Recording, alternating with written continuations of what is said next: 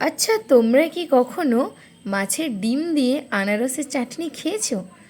তো সামনে যে রেসিপিটা দেখতে পাচ্ছ, ওটা কিন্তু মাছের ডিম দিয়ে আনারসের চাটনি। তো কেমনভাবে বানাতে হয়, আজকে চলো সেই রেসিপিটি শেয়ার করি তোমাদের সাথে।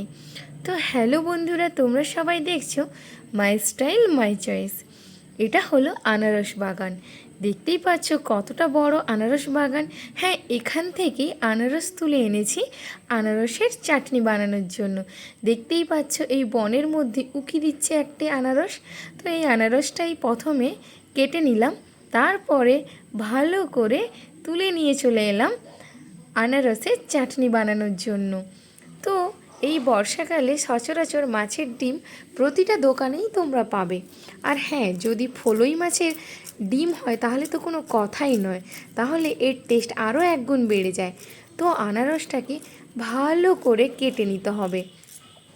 তো আনারসের অনেকগুলো চোখ থাকে, তোমরা সবাই জানো। তো আনারস যখন কাটবে তখন ভালো করে ছাড়িয়ে এই চোখগুলো বাদ দিয়ে দেবে, না হলে গলাতে কিন্তু কিটাতে পারে, বা এই চোখগুলো শক্তও লাগে, তখন খেতে অসুবিধা হতে পারে। তো দেখো, আনারসগুলো ভালো করে কুচিয়ে নিলাম।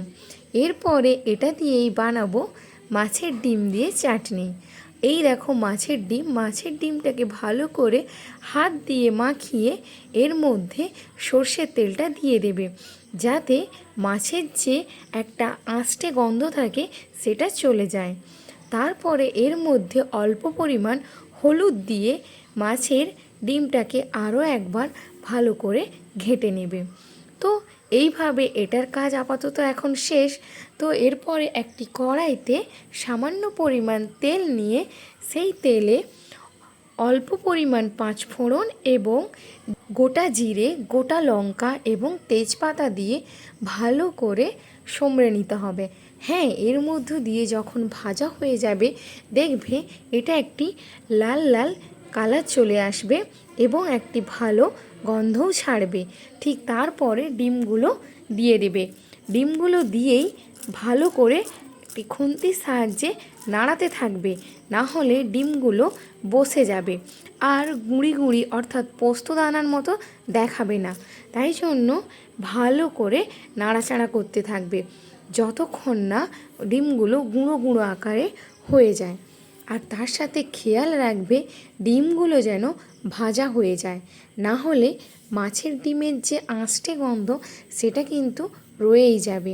তো ভালো করে ভাজা ভাজা করা হয়ে গেলে এবং তার সাথে যেন গুঁড়ো গুঁড়ো হয়ে যায়, এরপরে সামান্য পরিমাণ জল দিয়ে আবারও ডিমগুলোকে ঘেঁটে নেবে, যাতে ডিমগুলো আরও ভালো করে মিহিভাবে পোস্তদানার মতো দেখতে হয়ে যায়। তো এইভাবে কিছুক্ষণ নাড়াচাড়া করতে থাকবে। করার পরে একটা সময় দেখবে ডিমগুলো সেদ্ধ হয়ে এসেছে এবং তার সাথে ডিমগুলো ছোট ছোট আকারে পরিণত হয়েছে। তো তারপরেই এর মধ্যে সামান্য পরিমাণ হলুদ গুঁড়ো, আগে থেকে তো লবণ দেওয়াই ছিল তাই জন্য আর দেওয়ার দরকার নেই। তো তারপরে অল্প পরিমাণ লঙ্কার গুঁড়ো দিয়ে ভালো করে নাড়াচাড়া করতে থাকবে। তো তোমরাই বলো, তোমরা কি এর আগে কখনো খেয়েছো আনারসের চাটনি, তাও আবার মাছের ডিম দিয়ে? তো রেসিপিটি এভাবেই তোমরা দেখতে থাকো। হ্যাঁ, তার মধ্যে অল্প পরিমাণ জিরের গুঁড়োও দিতে পারো। ভালো করে ডিমগুলো যখন সিদ্ধ হয়ে গেছে, তো তার মধ্যে আনারসগুলো যেগুলো কেটে রেখেছিলাম সেগুলো দিয়ে দিলাম, দিয়ে ভালো করে নাড়াচাড়া করতে থাকবো। এরপরে আনারসটা তোমরা আগেই কাটার পরে টেস্ট করে দেখবে কতটা মিষ্টি আছে, কারণ চাটনি মানে টক টক মিষ্টি মিষ্টি। তো যতটা আনারসে চিনি লাগবে সেই পরিমাণ তোমরা চিনি দেবে। আমার আনারসটা এখানে কাঁচা মিঠা, তাই জন্য সামান্য পরিমাণে চিনি দিয়েছি। ওই পরিমাণ চিনিটা হলেই আনারসের মিষ্ট স্বাদ চলে আসবে। তো চিনিটা দিয়ে তোমরা ভালো করে নাড়তে থাকবে। নাড়া হয়ে গেলে এর মধ্যে অল্প পরিমাণ জল দিয়ে দেবে। তো জলটা দিলে আনারসটাও সেদ্ধ হয়ে যাবে, তার সাথে মাছের ডিমটাও সেদ্ধ হয়ে যাবে আরও একবার। তো রেসিপিটি কেমন লাগলো তোমরা অবশ্যই কমেন্ট করে জানাবে। যতক্ষণ এই আনারসটা সেদ্ধ হচ্ছে ততক্ষণ তোমরা একটা লাইক এবং কমেন্ট করে দিও কেমন লাগছে এ পর্যন্ত। আর যদি এরকম ভিডিও তোমরা আরও পেতে চাও তাহলে অবশ্যই আমার চ্যানেলটিকে সাবস্ক্রাইব করে রাখবে। চলো এবার জল দিয়ে সেদ্ধ করে নেওয়া যাক।